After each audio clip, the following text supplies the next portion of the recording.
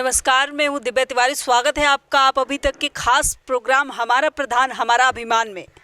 आज हम पहुँचे हैं गाज़ियाबाद के कुशलिया गांव में और यहाँ के तमाम लोगों से जानेंगे कि वो प्रधान के पद पर किसको देखना चाहते हैं, कौन उनके उम्मीदों पर खरे उतरेगा। आप किसको प्रधान के पद पर देखना चाहते हैं, किसको वोट देना चाहते हैं आप?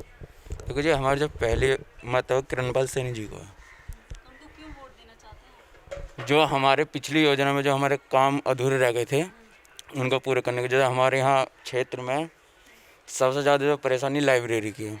जो गवर्नमेंट जॉब के लिए तैयारी वगैरह करते हैं, लाइब्रेरी, गवर्नमेंट जॉब की तैयारी के लिए कोचिंग वगैरह और बारात घर, क्योंकि देखो खड़ंजे नाली वगैरह तो सब प्रदान कराते हैं, इसी योजना के लिए कर रहे हैं। तो आप उनको इसलिए मतलब क्यों चुनना क्यों चाहते हैं उनको, आप किरणपाल सैनी को?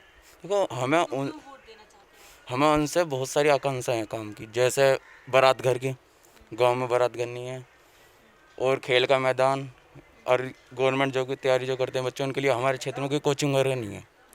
और जैसे लाइब्रेरी हो गई कि कोई बच्चा लाइब्रेरी ज्वाइन करना चाहता है तो उसे यहाँ से गाज़ियाबाद जाना पड़ता है, तो इसलिए सबसे जटिल मुद्दा क्या है आपके गांव की? लाइब्रेरी है कि कोई और भी है? हमारे यहाँ का जटिल समस्या क्या है जिस पे आपको लगता है हाँ इस पे सबसे पहले काम होना चाहिए? हमारे जटिल समस्या है, देखो एक तो शिक्षा का क्षेत्र और बारात घर है। शिक्षा का सबसे जी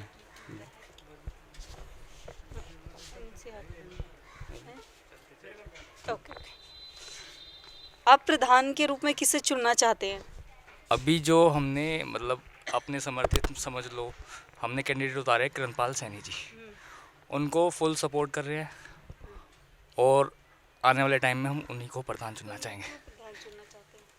मेन तो रीज़न होता है कि ग्रुप के हैं हमारे, जो विचारधारा हमारी रही है उस विचारधारा को आगे बढ़ाने के लिए हैं वो, क्योंकि जो हमारा मुद्दा था मतलब मेन मोटिव है जो ग्रुप का हमारे मेन है शिक्षा का और गांव के विकास का और गांव में शांति भाईचारा कायम रहने का। सबसे जटिल मुद्दा क्या है आपको लगता है? सबसे आज से 5 साल पहले देखें तो मुद्दे तो कई थे, जिसमें मूल था शिक्षा का। स्कूलों की व्यवस्था इतनी नहीं थी, लेकिन हमने 5 सालों में इतना काम किया है कि शिक्षा के क्षेत्र में इतना काम करा दिया कि आने वाले टाइम के लिए उतना काम कराने की ज़रूरत नहीं है। अब नॉर्मल जो व्यवस्था सिस्टम आ गया ना, उसी को अगर कोई फॉलो करते रहेंगे तो भी काम चलेगा। मेन सफाई का था, स्वच्छता का था, वो भी एक सिस्टम बना दिया कि घर से कूड़ा कलेक्शन के लिए करवा दिया। कूड़े कलेक्शन की जो निस्तारण की व्यवस्था है वो बनवा चुके हैं। गांव में पानी टंकी वगैरह की है, सप्लाई का जो होता है पानी का, हर डोर टू डोर हो चुका है वो आज की डेट में। मेन 70% रास्ते बन चुके हैं जो पक्के हैं। 30% तो कुछ कारण ऐसे रहे हैं कि जैसे कोरोना का 1 साल था, उस पर कुछ काम नहीं हो पाया, तो इस वजह से नहीं करा पाए। अब ये आने वाले जैसे हम चुन रहे हैं इनको, तो इनके जो रहेगा टारगेट कि मेन शिक्षा को और व्यवस्थित करें। अभी जो हुआ वो ठीक है, आने वाले टाइम के लिए ना उसको इतना व्यवस्थित करें कि बच्चे को, जैसे अब हम स्टडी करते हैं, माना कोचिंग करते हैं, तो हमें पढ़ने के लिए जैसे लाइब्रेरी हमें पढ़ना है तो हमें बाहर गाज़ियाबाद जाना पड़ेगा सिटी में। हम 100 रुपये या 200 रुपये किराया लगा के जाते हैं, फिर लाइब्रेरी फ़ीस देते हैं 700 रुपये।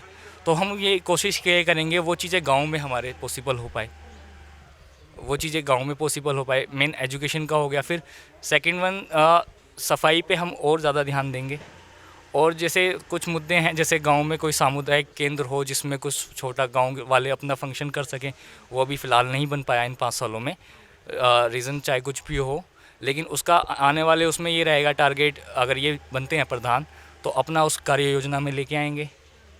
कुछ जो रह गए थे 30% हमारे, जो वो लास्ट तक रहते नाली खड़ंजे, उसमें कुछ वो नहीं है, वो तो बनते हैं, टूटते हैं, बनते हैं, उसमें कोई नहीं। नए भी आते हैं, जो पुराने हो गए उनकी रिपेयरमेंट भी चलती है, उनका वो नहीं है। मेन है शिक्षा का।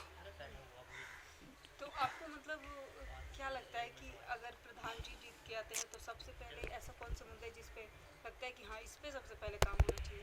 सबसे पहले अगर जीत के आते हैं तो मेन शिक्षा पे हमने जैसे 5 साल पहले हमारे चाचा प्रधान बने थे, तो स्टार्टिंग के 1.5 साल स्कूलों में काम किया है हमने।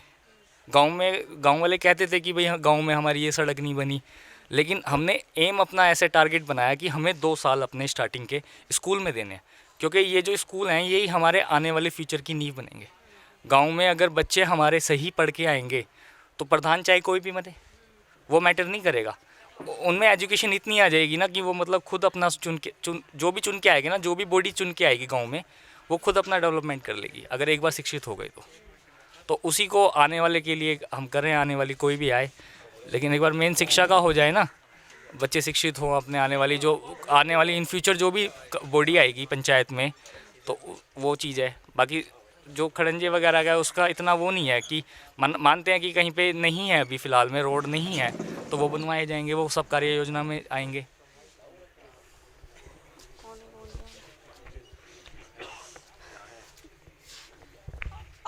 आपका वोट किसको जाएगा, किसको प्रधान के रूप में चुनना चाहेंगे आप?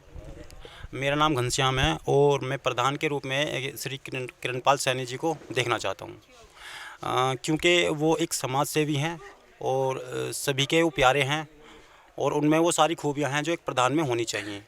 ठीक है, आपको क्या लगता है सबसे पहले कौन ऐसी समस्या है जिस पर काम होनी चाहिए? देखिए समस्या तो देखिए हमेशा रहती हैं। अभी लगभग जितनी भी समस्या थी शिक्षा की और बिजली पानी की, नालियों की, वो लगभग पूरी हैं। लेकिन अभी हाल फिलहाल जो समस्या हैं, एक तो शिक्षा का है, थोड़ा कुछ ये है जैसे कुछ सरकारी योजनाएं आती हैं और वो जन जन तक पहुँचे, ये पहली प्राथमिकता रहेगी। ठीक है, तो आपको मतलब क्या लगता है सबसे पहले किस चीज़ पे अगर वो जीत के आते हैं तो आपको ऐसी कौन सी समस्या है जिस पे आप कहेंगे कि हाँ पहले इस पे काम होना चाहिए? देखिए पहली प्राथमिकता तो शिक्षा ही रहेगी। सभी वर्गों के बच्चे अगर शिक्षा ग्रहण करेंगे तो आगे बढ़ सकते हैं। ठीक है, और हर चीज़ से अवेयर रहेंगे। एक शिक्षा या एकमात्र ऐसा है जिस पर पहला फोकस रहेगा हम लोगों का। यहाँ कुशलिया गांव में प्रधान पद के लिए किसको चुना जा रहा है, किसके पक्ष में माहौल है? एक के खिलाफ बोलते दूसरे में रिवोट कट जाएगी। प्रधानों में जितने भी काम हुए हैं, ये जो हमारे पंडित जी थे, हालांकि ये इस बार नहीं लड़ रहे क्योंकि हमारे यहाँ सीट ओबीसी है। सबसे अच्छा काम करा इन्होंने आपके सफाई का, शिक्षा का और नाली खंजर खैर सभी बनवा लेते हैं। गांव की पानी की निकासी और पानी घर घर पानी पहुँचवा दिया। किसी से कोई पैसा इन्होंने नहीं लिया। बस ज़्यादा मैं कुछ नहीं कहूँगा जी। बस अच्छा, आप बीडीसी मतलब चुनाव लड़ रहे हैं, बीडीसी के पद से हाँ उम्मीदवार हैं आप। हाँ तो कहाँ से हैं, आपके बारे में कुछ बताइए, इंट्रोडक्शन दे दीजिए। हाँ, मेरा नाम शकील है।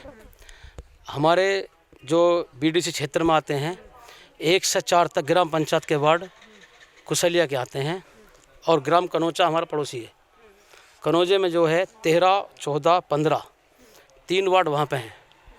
यदि मैं बीडीसी बना, मैं वादा कर रहा हूँ सभी सरकारी स्कूल में कंप्यूटर लगाऊंगा, क्योंकि बीडीसीओं ने अब तक क्या हुआ है, सभी बीडीसी जब वोट करते हैं प्रमुख के लिए पैसे ले लेते हैं और फिर घर बैठ जाते हैं।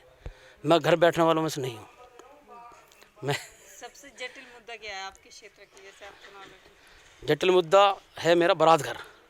हमारे गांव में बारात घर नहीं है। बारात घर में पूरे 5 साल लड़ता रहूँगा और जब तक बारात घर नहीं बन जाएगा तब तक रुकूंगा नहीं। चाहे मुझे इसके लिए एमएलसी का चुनाव होना इस बार उसकी वोट पड़ेंगी, उसके पास जाना पड़े, अपने एमपी के पास जाना पड़े, एमएलए के पास जाना पड़े, मतलब बारात घर तो बारात घर। और मेरा चुनाव चिन्ह भी ईंट है। ईंट तो मुझे मिल गई है, अब मुझे रोड़ी बदरपुर सीमेंट चाहिए बस।